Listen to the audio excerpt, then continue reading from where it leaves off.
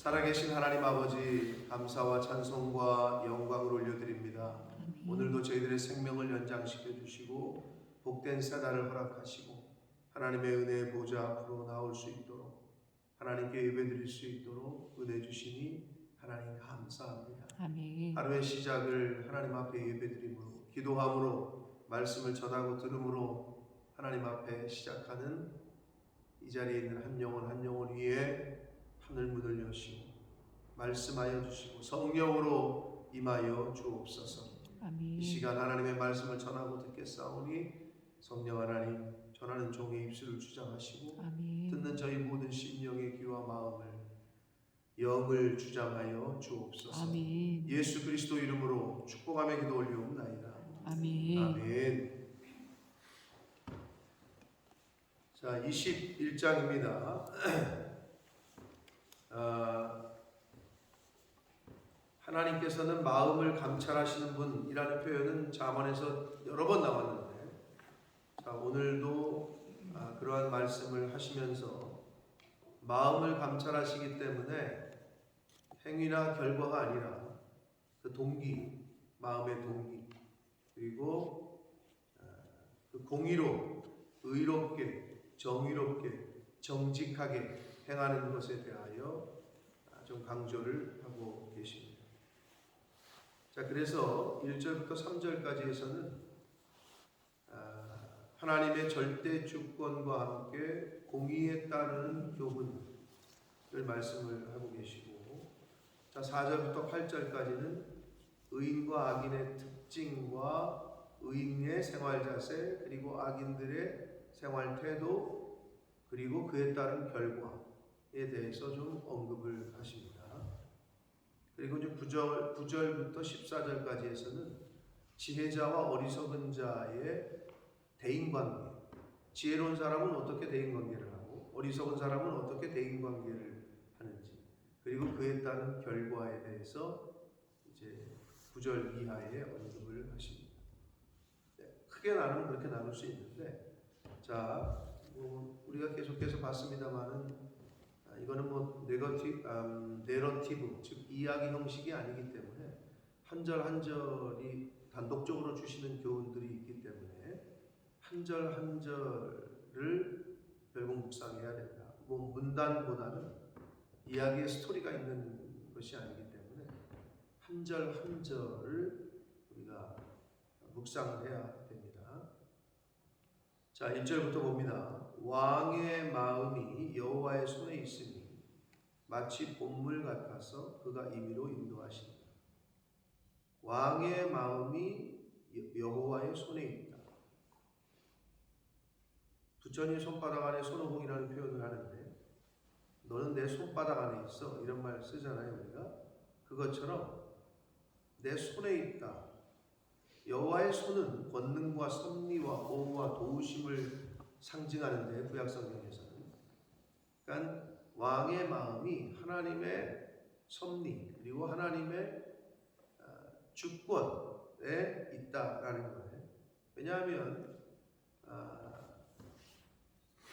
이스라엘 백성들은 왕은 하나님이 세우신다. 뭐 우리나라 사람들도 그런 말을 했죠. 하늘에서 내리신다, 하늘에서 정하신다, 이런 표현을 했는데, 그건 물론 우리가 말하는 유일신 하나님을 그들이 생각했던 건 아니고, 우리 조상들은.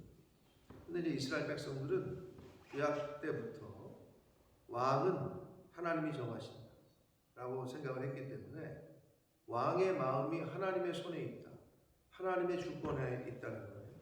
그래서 하나님께서 그 왕을 통해서 통치하시고, 그 왕을 통해서 말씀하시고, 하나님께서 그래서 그가 임의로 인도하신다, 하나님이 인도하신다 라는 개념이에요. 신약으로 와서는 성경은 우리에게 너희들이 왕같은 제사장이다 라고 베드로 사도를 통해서 말씀하셨는데, 왕같은 제사장, 그러니까 결국은 우리가 하나님의 절대 주권을 인정하는 삶을 살아야 된다. 그리고 나를 통해서 하나님이 일하실 수 있도록. 그러니까 왕은 하나님의 대리 통치자라는 의미예요, 한마디로. 하나님의 대리 통치자. 오늘날 하나님의 자녀인 저와 여러분이 하나님을 대신한다 이렇게 보시면 되는데 얼마나 사실 부담이 큰 거예요. 그러니까 결국 저와 여러분의 모습을 통해서 하나님이 일하실 수 있도록 하나님의 모습이 나타날 수 있도록 그러한 삶을 이 땅에서 살아야 된다는 거죠. 그게 크리스찬이라는 거죠. 예수 믿기 전에는 그냥 육신대로 내 정욕대로 내가 하고 싶은 대로 그렇게 살았다면 이제는 예수를 믿고 영접하고 고백을 하고 내 안에 성령께서 내 주 거하신다면 이제는 내 성격, 내 기분, 내 감정 이런 건 이제 내려놓고 말씀대로 살아가는 훈련 그게 신앙생활. 그러려고 교회를 다니는 거예요. 그러려고. 그러니까 이제 이 정도 새벽 예배 드리시는 분들 정도 되면 그 정도는 아실 거고 그게 이제 신앙생활인데 일반적으로 교회를 처음 나오는 사람들은 교회 나오면 복 받는데 예수 믿으면 뭐 잘 된대 교회 나가면 뭐가 잘 된대 이런 것 때문에 나오는 거란 말이에요. 기복적이고 구복적인 그게 모든 종교의 시작이니까 모든 종교의 시작 내 남편이 잘 됐으면 좋겠고 사업이 잘 됐으면 좋겠고 자식들이 잘 됐으면 좋겠고 이게 시작이에요. 근데 물론 기독교를 접하는 사람들도 그게 시작이 될 수는 있어요. 그러나 문제는 거기에 머무르면 안 되는 거죠. 여러분이 이제 하나님의 말씀을 알고 성경을 들었기 때문에 이제 나는 죽고 예수 그리스도가 사는 그러니까 내 생각은 죽고 말씀이 선택되어지고 말씀이 나를 통해서 나타나게 되는 이제 그런 삶을 살아가려고 우리가 부단히 애쓰고 힘쓰고 매일의 말씀을 듣는 거죠. 그게 신앙생활, 그게 교회생활. 나를 통해서 하나님이 통치하실 수 있고 나를 통해서 하나님이 일하실 수 있고 근데 이제 내 속에서 두 가지가 싸울 때 내가 이겨버리면 하나님은 나를 통해서 나타나실 수가 없고 일하실 수가 없다.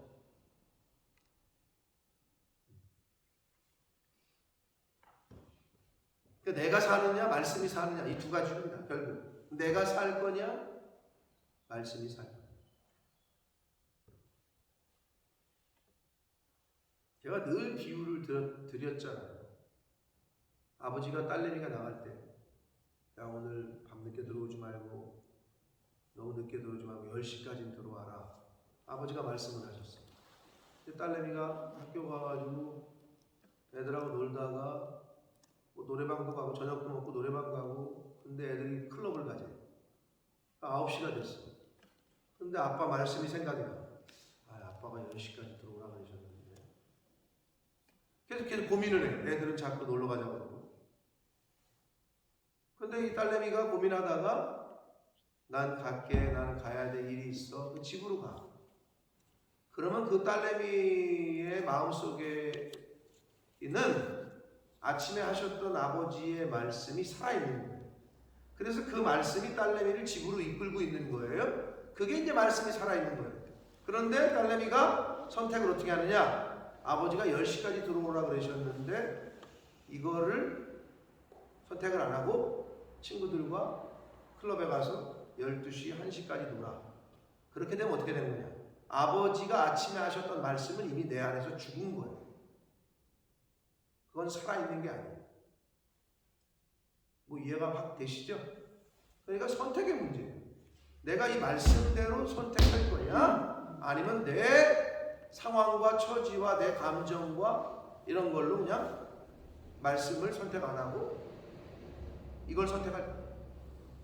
우리는 살아있는 동안에 이걸 계속 하는 거라고. 살아있는 동안에. 그런데 내 상황과 내 감정과 내 기분과 환경과 이런 거를 끊어버리고 하나님의 말씀을 선택할 때 뭐가 필요하다? 그때 믿음이라는 게 작용을 하는 거다. 그게 믿음이다. 믿음이 없으면 이걸 선택을 할 수가 없어요. 뭐 다 아시리라고 생각합니다.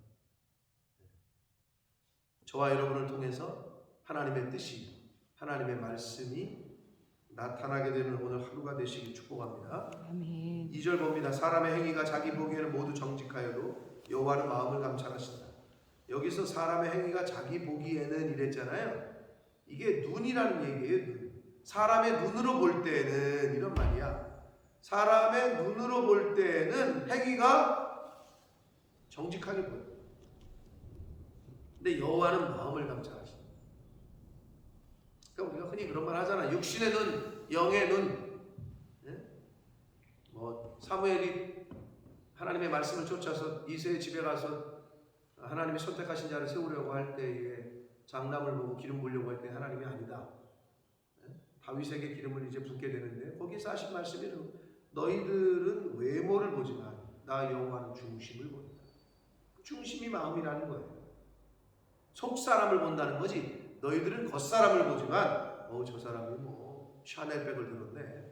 저 사람이 뭐를 입었네. 이렇게 겉에 있는 저 사람 시계 롤렉스네. 이런 걸 보지만 여호와는 중심을 봅니다.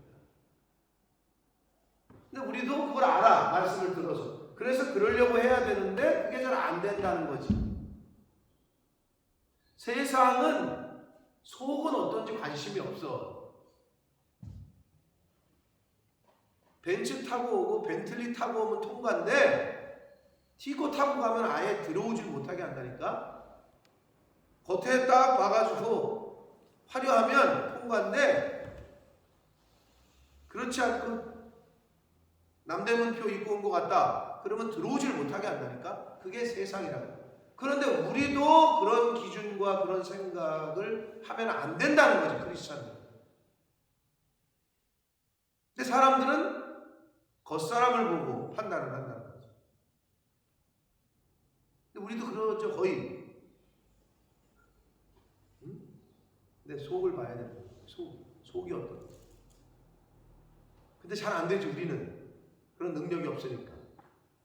근데 그러려고 노력을 해야 되는데, 근데 왜? 하나님은, 우리는 잘 못 보지만 하나님은 정확하게 아신다는 거죠. 저 사람이 왜 저런 말을 했는지, 저 사람의 동기가 뭔지. 그러니까 나의 속을 다 보신다는 거야.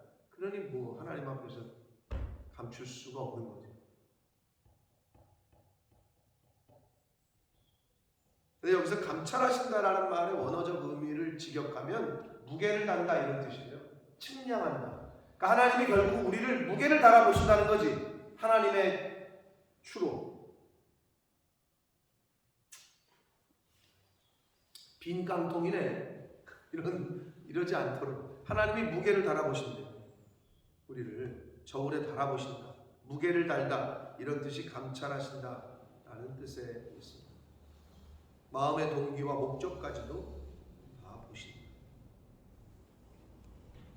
3절 봅니다. 공의와 정의를 행하는 것은 제사 드리는 것보다 여호와께서 기쁘게 여기신다. 이 말씀을 묵상하고 읽으시고 들으실 때 생각나는 말씀이 있으시죠? 비슷한 말씀이 있죠? 거의 맥락상 의미가 같은. 뭐가 뭐보다 낫다고요? 순종이 제사보다 낫다. 이 말씀하고 거의 동일한 의미를, 공의와 정의를 행하는 것.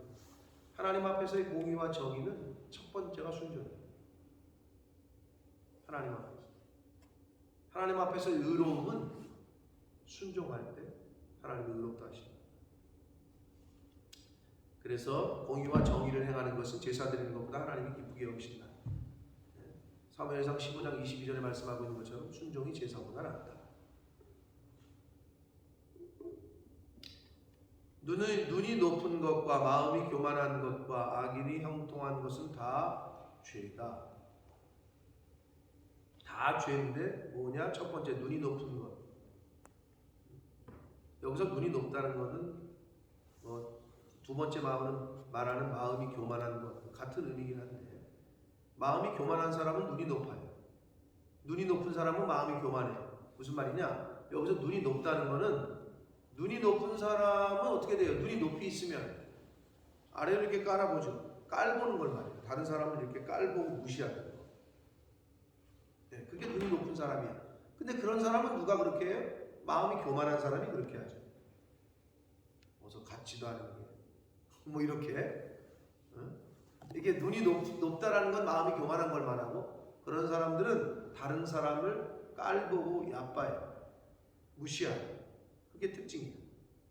근데 하나님께서 다 죄라고 말씀하셔요. 그리고 악인이 형통한 것이 죄래. 근데 여기서 형통이라고 번역하니까 좀 헷갈리시는 거야. 악인과 형통은 같이 있을 수 없는 단어 같죠. 형통이라는 말이 악인에게 있는 거. 그러니까 좀 어울리지 않으니까 이걸 읽으실 때 조금 이게 형통이 왜 죄지? 근데 여기서 형통이라고 번역한 이 말은 사실은 경작할 땅이라는 의미거든요. 원래 원어적 의미는. 그게 무슨 말이냐면 악인이 자기 스스로 경작할 땅을, 자기에게 주어진 땅에서 자기가 자기의 줄로 주신 구역에서 열심히 일해서 수확을 얻으면 그건 의인이죠. 근데 악인이 경작할 땅을 벗어나서, 그리고 악인이 경작할 땅에서 경작하지 않고 일확천금을 얻으려고 하고 다른 방법으로 말 그대로 뭐 재물을 얻는 거, 습득하는 거, 그거를 얘기하는 거예요. 그러니까 우리 성경에 뭐라고 또 이 악인의 형통에 대해서 얘기하는 말씀이 또 뭐가 있어요? 기억나는 거 없어요? 악인의 형통을 기억이 안 나요? 부러워하지 말라 이렇게 말씀하시잖아요. 악인의 형통한 걸 부러워하지 말라. 예를 들면 이런 거지. 와, 저 사람 맨날 뭐 이상한 짓 하고 그러더니 벤틀리 타고 다니네. 빌딩 샀대. 근데 알아. 사기쳐서 하는 걸 알아. 그런데도 그걸 부러워해. 사기를 쳐도 좋으니까 저렇게 빌딩 좀 사봐. 빌딩 좀 사봐. 그걸 부러워하면 안 되는데 그걸 부러워해. 응? 저 사람 맨날 이상한 짓거리 한다 그러더니 아파트를 몇 채를 샀대. 아니 그게 부러워해야 될 거예요. 그런데 부러워한다고. 오죽하면 성경이 악인의 형통함을 부러워하지 말래. 거기서의 형통과 비슷한 의미야. 아니 잘못된 방법으로 돈을 얻은 거를 부러워하면 어떡하겠다는 거예요? 아니, 마약 팔아서 돈 버는 사람 돈 잘 벌지. 불법 도박해가지고 돈 버는 사람 돈 잘 벌죠. 가끔 뉴스에 보면 진짜 막 5만 원짜리가 그냥 금고에 그냥 쌓여 있고 막 금괴가 막 집안에서 막 나오고, 언제 잡힐지 모르지만 그러고 살면은 어떨지 모르겠어요. 근데 어떻게 부러워할 게 아니라는 거지. 그거는 그럼 멸망이라는 거지. 그거 다 죄라는 거예요. 다 죄. 5절 봅니다. 부지런한 자의 경영은 풍부함에 이를 것이나 조급한 자는 궁핍함에. 부지런한 자가 풍부해지는 건 당연한 거고, 조급하다라는 이 번역이 조금 그런데, 이게 무슨 말이냐면 조급하고 성급하면 어떻게 해요? 잘못된 길로, 즉 잘못된 방법으로 급하니까 하나 팔고 두 개 팔고 이래가지고 언제 돈을 버니 너는? 그러니까 잘못된 방법으로 마음이 급하니까 옳지 않은 방법으로 돈을 버는 걸 말하는 거예요. 그렇게 일하는 사람들은 결국은 망한다는 거예요. 여기서 조급한, 성급한 그 말이 그런 거예요. 급하니까 다른 방법을 써. 그러면 결국은 궁핍해진다 라고 성경은 말씀합니다. 6절 봅니다. 속이는 말로 재물을 모으는 것은 죽음을 구하는 것이라. 곧 불려다니는 안개다.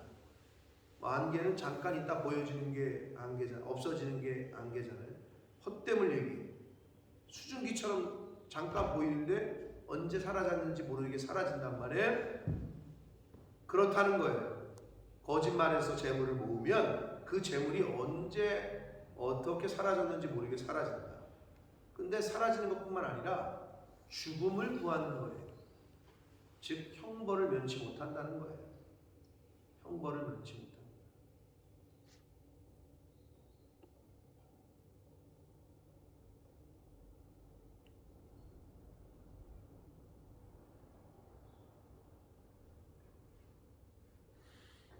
한국에 무슨 임플란트를 무슨 회사인데 굉장히 큰 회사죠. 굉장히 큰 회사 같아요. 근데 거기 재무 담당이 수년 동안 뉴스 보신 분 아무도 없어요. 다 영국 뉴스를 보시나? BBC 뉴스를 보시나? 저는 영국 뉴스를 못 봐가지고 한국 뉴스를 보는데, 아무튼 그 굉장히 큰 회사의 재무 담당 하시는 분이 회사 돈을 횡령했는데 얼마를 횡령했대더라. 정확히 기억이 안 나는데 700억인가 800억인가 했대더라. 그래서 그걸 근데 회사가 몰라서 수년 동안. 그래서 그거를 아버지 집에도 금괴를 사가지고, 금괴 있잖아, 이런 금괴 진짜. 그걸 사가지고 몇십 개는 아버지 집에 몇십 개는 얻다가, 근데 아버지도 알았겠지. 갑자기 금괴가 막 수십 개를 자식이 가져오는데, 결국 아버지도 잡혀 들어가고 그 사람도 잡혀 들어가고.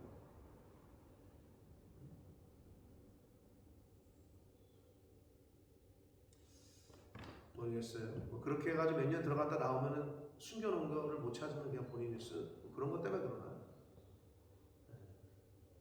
근데 아무튼 그런 사건이 있었어. 다 집안이 망하는 결국 그런 꼴이 됐는데, 거짓으로 속이는 것으로 재물을 모으면 결국 형벌을 면치 못하고 다 수증기처럼 안개처럼 사라진다라고 성경은 말씀합니다.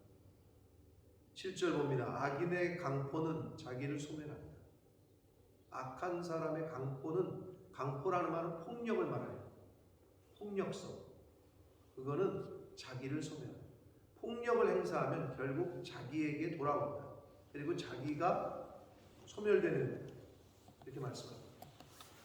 이는 정의를 행하기 싫어한다. 악인이 여러분 왜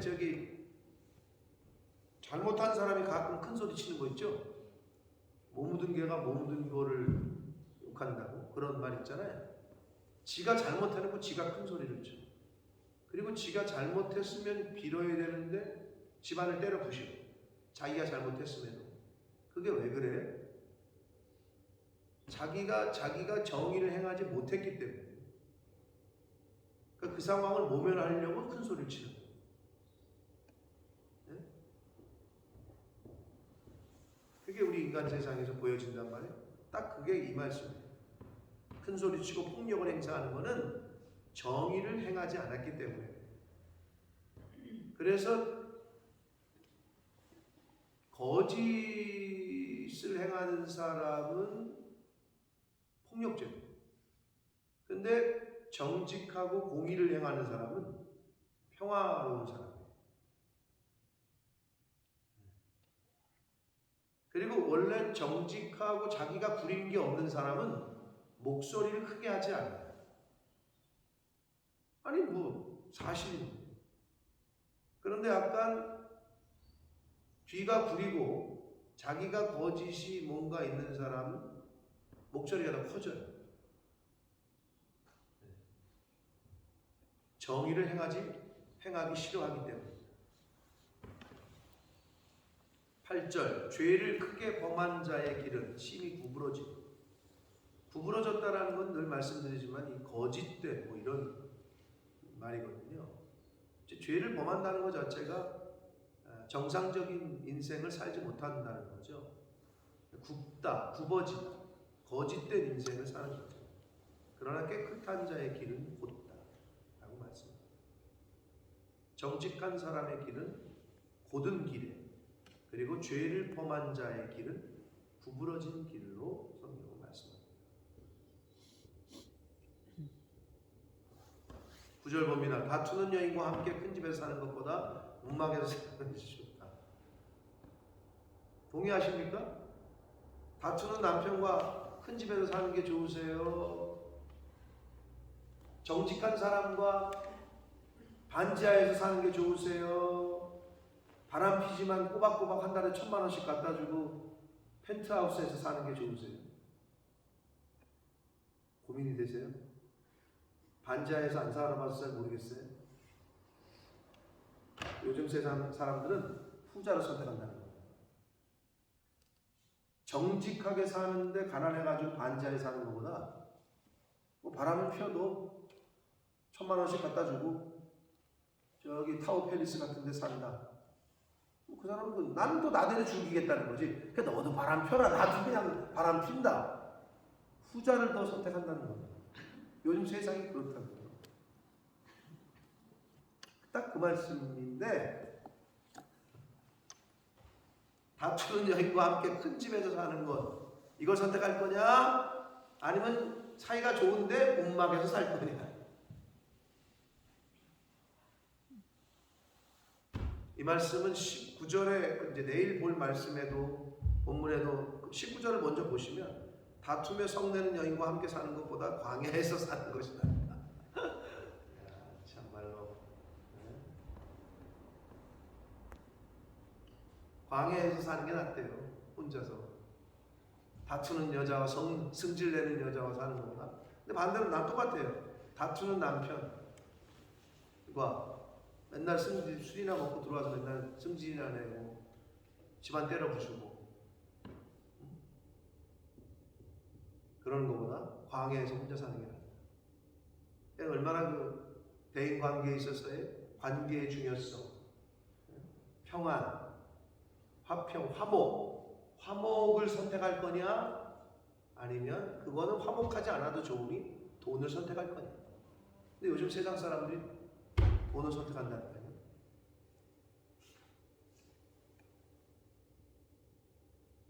아니 고등학교 애들에게 물었더니 10억 주면 사람도 죽일 수 있다. 열에 여덟이래요. 10억을 주면 사람 죽이는 건가? 감옥에 간다고 그런다.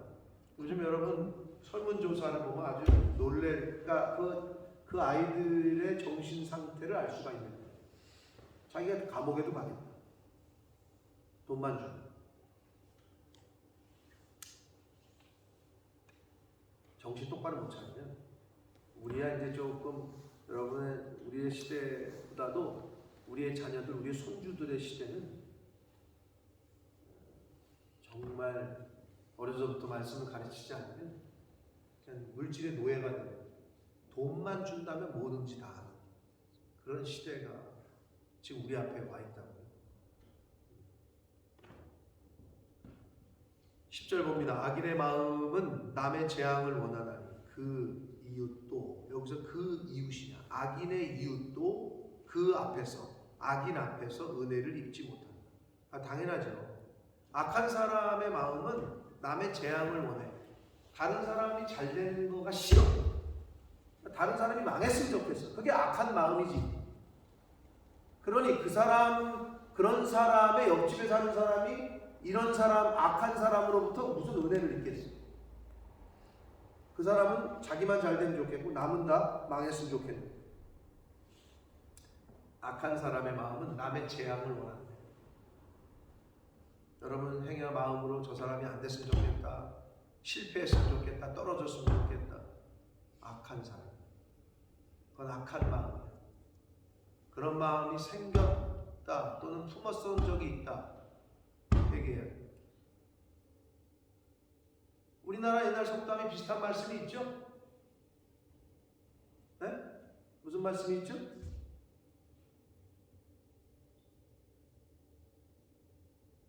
떠오르는 게 없어요?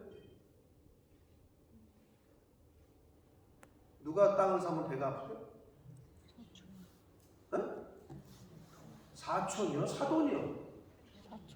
사촌? 사촌이면 굉장히 가까운 거 아니에요? 근데 왜 배가 아프지? 왜 배가 아플까? 그게 아주 못된, 그게 비슷한, 이 말씀이랑 비슷한 거예요. 인간이 아주 못된, 아니 남이 잘 되면 축하를 해줘야지. 근데 그게 어디서 왔냐고 도대체. 그러니까 우리나라 어르신들 속담이 자기네가 경험을 해본 거지. 그러니까 그 마음이 있는 거야. 아니 저기가 잘 되네. 그러면 잘 됐어. 얼마나 좋으냐. 가서 축복해주고 이러면 되는데 배가 아파. 아이고 정말. 여러분 목사가 잘 되면 어떻게 돼요? 감사한 거죠. 네? 예를 들어서 목사가 뭐 어떤 뭐 후원자를 통해서 뭐를 얻었어. 그럼 감사한 거 아니에요? 아니에요. 누가 어떤 분이 나를 뭐 집을 사줬어. 그러면 감사한 거죠. 배가 아파요? 뭐 차를 갖다 바꿔줬어. 배가 아파요? 아직 그러지 않아봐서 잘 모르시나?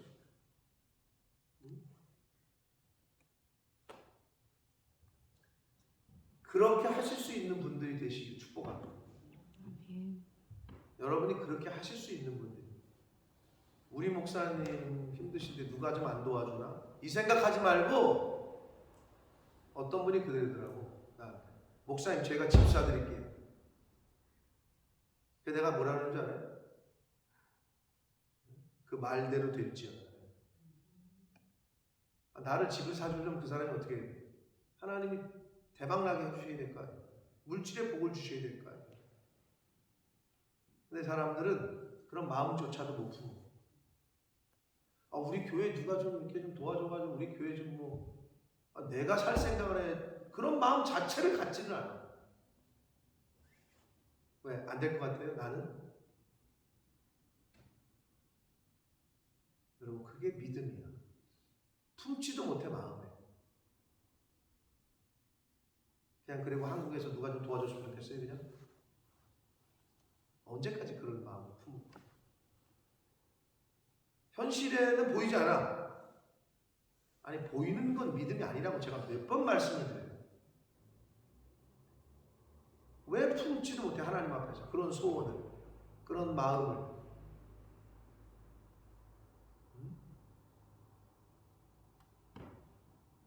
악인은 남의 재앙을 원해요. 당연히 그 이웃도 그 사람에게 은혜를 입지 못해요. 악한 사람이니까.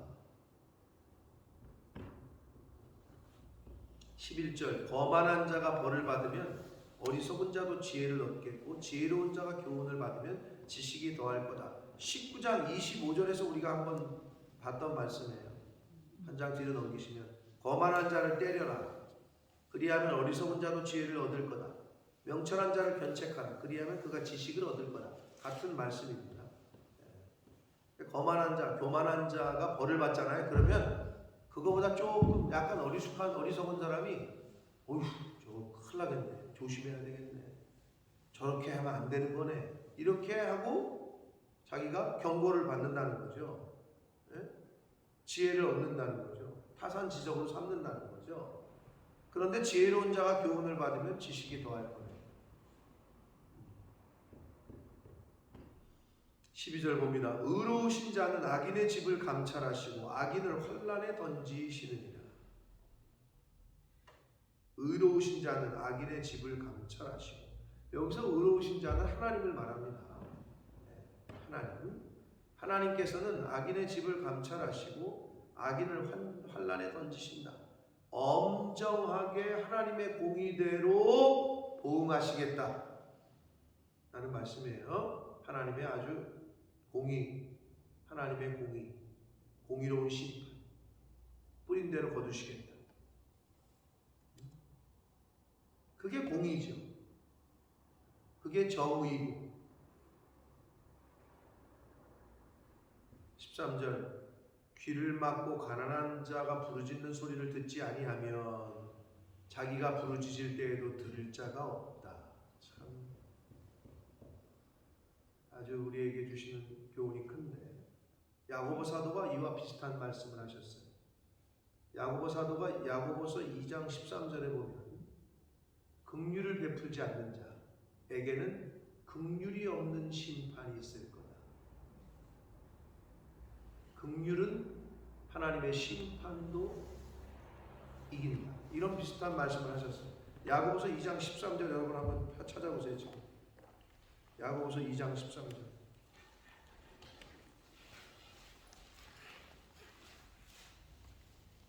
신약성경 373쪽에 있습니다. 373쪽 야고보서 2장 13절입니다. 페이지 수로 373쪽입니다. 야고보서 2장 13절.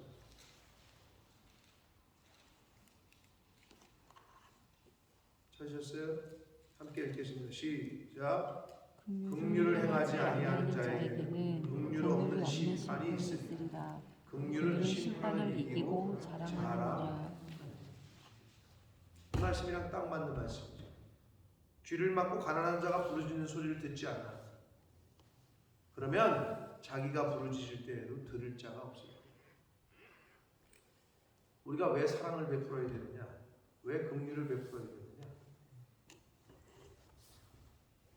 근데 사람들이 왜 착각을 하는 줄 알아요? 자기가 사랑을 베풀지 않아도, 자기가 긍휼을 베풀지 않아도 예수 믿는 사람들은 긍휼을 베풀거든. 예수 믿는 사람들은 사랑을 해주거든. 계속 내가 오히려 막 멸시하고 천대했는데도 그 사람은 나를 계속 사랑해. 그러니까 오히려 어떻게 보면 내가 이렇게 해도 저 사람들은 그냥 사랑하나 보네, 이렇게 착각하는 경우가 있는 것 같기는 해요. 내가 이렇게 해도 이 사람들은 그냥, 그러니까 그걸 이용하는 사람들도 있기는 해요. 목사님은 내가 이렇게 해도, 근데 제가 그걸 알아. 제가 그래서 학생들에게 뭐라 그랬냐면 나를 이용해라 까지도 얘기했어요. 지금. 그런데 여기서는 문제는 뭐냐면 하나님이 하시는 말씀, 마지막 때에 가서는 네가 긍휼을 베풀지 않고 사랑을 베풀지 않았으면 나도 너에게 절대 긍휼 없는 심판을 내리겠다. 하나님의 엄정한 보응에 대해서 말씀하십니다. 저와 여러분이 이 땅에서 하나님의 사랑을 베풀지 않고 긍휼을 베풀지 않잖아요. 긍휼 없는 심판을 받게 될 겁니다.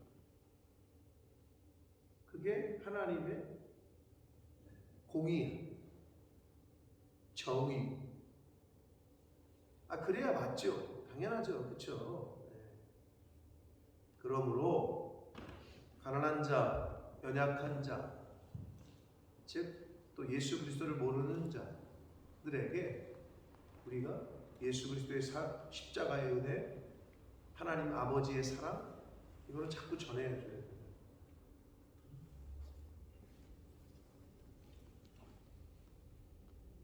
13절의 말씀과 야고보서 2장 13절의 말씀을 우리가 잘 기억해야 됩니다.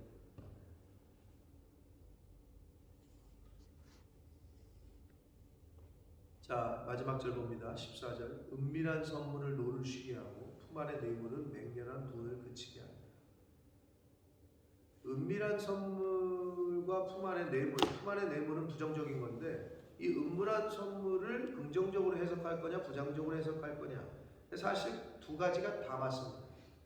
긍정적인 의미에서의 은밀한 선물은 오른손이 하는 일을 왼손이 모르게 하라는 의미로서의 해석이고요.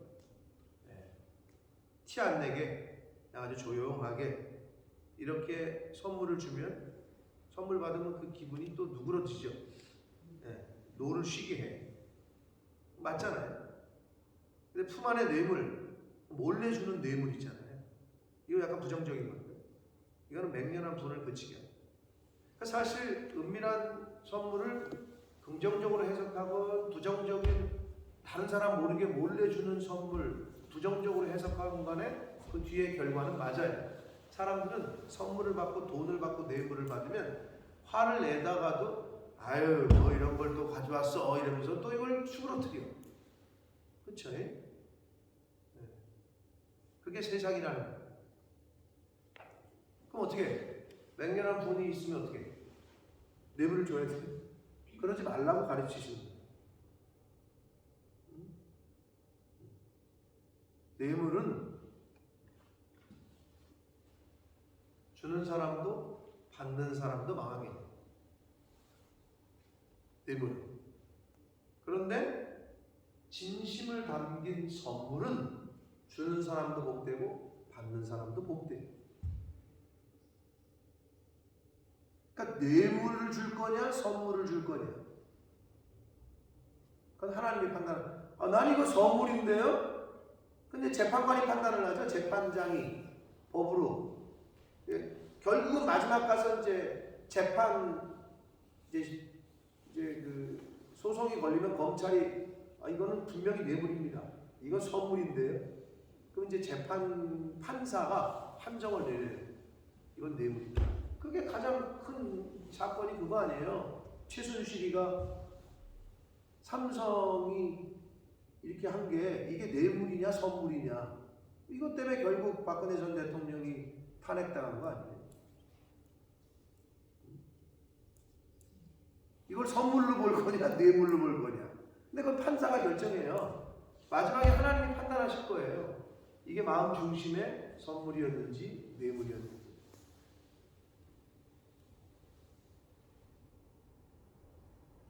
선물과 뇌물의 가장 그걸 구분하는 게 뭘까요? 선물은 대가를 바라지 않아요. 근데 뇌물을 줄 때 뇌물을 왜 주죠? 고마워서? 그건 선물이라니까. 뇌물을 줄 때 왜 줘요? 왜 건축업자가 공무원한테 뇌물을 주지? 돈을 왜 줘요? 쓸데없이? 한 달에 500만 원씩 왜 챙겨줘요? 인허가를 따내는. 이거를 주면 허가가 안 날 건데 허가가 난단 말이야. 그건 뇌물이에요. 여러분 행여나 그런 분 아무도 없겠지만 교회에다가 헌금을 갖다 둬요. 시주를 해야 돼. 왜? 부처님이 우리 잘 되게. 가끔 헌금을 뇌물 비슷하게 생각하는 사람들이 있어요. 하나님 앞에 이걸 드려야 나에게 뭔가 떨어진다. 그건 아주 잘못된 헌금의 태도죠. 그렇죠? 감사해서 드리는 거예요. 하나님의 은혜에 감사해서.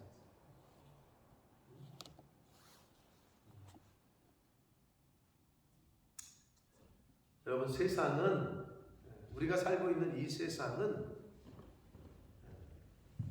돈이면 없는 죄도 있던 죄도 없다고 만들고 유전무죄 무전유죄의 세상이 맞아요. 사실 그래요. 진짜 여러분은 잘 못 느끼시겠지만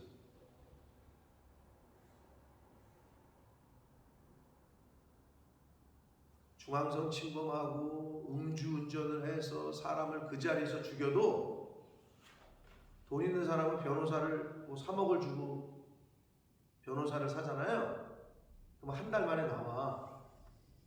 근데 오토바이를 타다가 사고를 당했는데 정신 깨보니까 병원에 있고, 근데 경찰관이 오더니 내가 사고를 당해서 자기는 정신을 잃어가지고 부상을 당했는데 깨보니까 자기가 가해자가 돼 있어. 왜? 당신이 사고를 유발했다는 거야. 황당하지? 그럼 조서가 이미 다 그렇게 쓰여졌어. 경찰 조사가. 그러면 기분 나쁘면 변호사 선임해가지고 소송해라. 근데 이 사람은 돈이 없는 거야. 그럼 어떻게 돼? 자기가 사고를 당했는데 가해자가 돼가지고 유치장에 와 있어. 감옥에. 부지기수예요, 여러분. 변호사 살 돈이 없어. 근데 누구는 이건 내가 직접 만나봤으니까. 자기는 사장이래. 어디 중소기업 사장인데 너 얘기했는데 왜냐하면 그거 들어가면 이제 신고식을 합니다. 깜빵에 딱 들어가잖아요. 그럼 신고식을 해. 새로운 사람이 있어. 그럼 이제 선배들이 있잖아. 깜빵 선배들이. 와가지고 신고식을 해. 그럼 이제 여기는 우리나라는 조직 깡패는 깡패들만, 뭐는 뭐들만, 교통사고를 낸 사람들은 교통사고 낸 사람들만 이렇게 묶거나. 그럼 이게 오면은 우리 방의 신고식이 뭐였냐면 사건 경위를 일기해 보시오. 이게 신고식이야. 그럼 자기가 왜 들어오게 됐는지 사건의 경위를 쭉 얘기를 해. 응? 그러면 이제 약간 고참들이 뭐라 그러냐? 아유, 뭐 선생님은 그래도 우리는 뭐 양반이었지. 선생님 저한테 이제 제가 어렸으니까 너는 뭐 한 달 있다 나가겠다. 선생님은 뭐 좀 걸리시겠네요. 이렇게 자기네들끼리 판단을 해. 너무 웃긴데. 근데 어떤 사람은 자기가 사장인데 술 먹고 운전해다가 사람을 죽였는데 그렇게 얘기하는 거야. 자기가 변호사랑 얘기해봤더니 변호사 자기한테 1억을 주면 한 달 내에 빼주겠다. 아예 그렇게 딱 약속을 한대요. 그러면서 하는 말이, 이런 말이 이게 영상에 들어가면 딱 나눈다는 거야. 얼마 누구, 얼마 판사, 얼마 검사, 얼마 자기. 나눠가지고 셋이 그냥 이렇게 해가지고 그냥 보석 처리하는 걸로 그렇게 얘기를 해요. 근데 실제로 그렇게 나가더라고. 그리고 피해를 본 그 사람 너무 억울한 거지. 그 두 경우를 보니까 진짜 무전 유죄, 유전 무죄구나. 그걸 제가 거기서 뼈저리게 느꼈답니다. 그 돈이 없는 그 아저씨는 자기가 사고를 당했는데 가해자가 돼 있더래. 눈을 떠보니까 이미 다 처리를 한 거지. 뭐 그러면 너가 저거 할 거면 소송 걸어라. 소송 걸 돈이 없는 거야. 그래가지고 살고 있는 거야. 세상은 그렇습니다, 여러분. 그런데 중요한 거는 하나님의 심판은 공의로우시다. 정의로운 엄정한 심판이 있습니다. 이 세상에서는 속일 수 있어요. 그러나 하나님은 속일 수 없다. 사랑하는 성도 여러분, 이 세상을 살아가면서 저와 여러분이 악인의 형통함을 부러워할 필요도 없고 잘 되는 게 아니라는 걸 늘 명심하시라. 거짓으로 불의한 방법으로 재물을 얻는 거 안개와 같다고 하고 죽음을 구하는 거라고 성경에서 오죽하면 표현해요. 그건 멸망길이야. 하나님의 심판이 기다리고 있다. 멀지 않았습니다. 그날이. 오늘 하루 하나님이 주신 이 새날에 오늘 주신 말씀들 가운데 지키시고 또 이루어가려고 애쓰시고 힘쓰시는 저와 여러분이 되시길 축복합니다. 그래서 마지막 날에 하나님 앞에 갔을 때 정말 착하고 충성된 종이었다. 하나님의 긍휼이 있는 심판, 은혜가 있는 그러한 판단을 받을 수 있도록 이 세상 살아갈 때 하나님의 사랑과 예수 그리스도의 은혜를 잘 전하고 전파하는 그러한 통로의 삶을 사시는 저와 여러분이 되시길 예수 그리스도의 이름으로 축복합니다. 살아계신 하나님 아버지 감사합니다.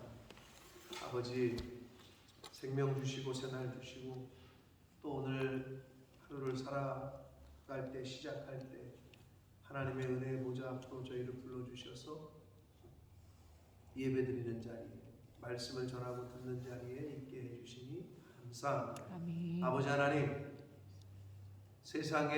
이 세상을 살다 보니 이 세상의 것들에 현혹될 때가 있습니다. 저 사람은 어떻게 저렇게 돈을 많이 벌었을까?